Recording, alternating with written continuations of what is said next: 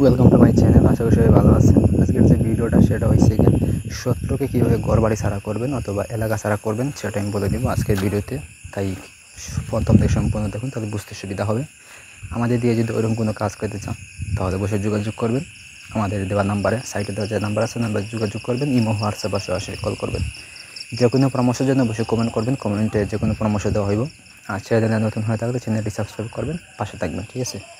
তো শত্রুকে এলাকা ছাড়া করার 100% পরীক্ষিত খুবই শক্তিশালী আমল। এই যে আমল দেখতে পাচ্ছেন, এই আমল দিয়ে আপনি আপনার শত্রুকে এলাকা থেকে বিতাড়িত করতে পারবেন। ঘরের শত্রু হলে ঘর থেকে বিতাড়িত করতে পারবেন, ঠিক আছে?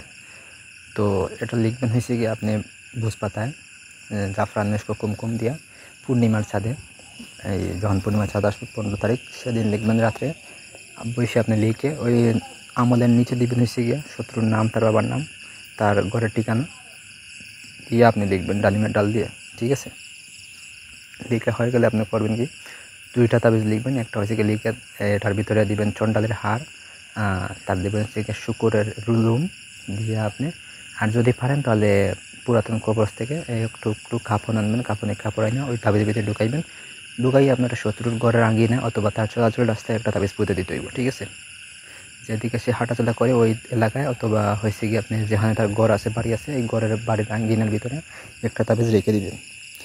একটা তাবিজ হয়েছে কি, আপনি যে কোনো একটা বট বৃক্ষ গাছ দিকে, পুরাতন বৃক্ষ গাছ থেকে 100 বছরের পুরাতন এরকম একটা জায়গা দিকে আপনি ওখানে পুঁতে দিতেন, মানে লটকে রেখে দিবেন অথবা তার একটা ঘর থেকে রেখে দিবেন।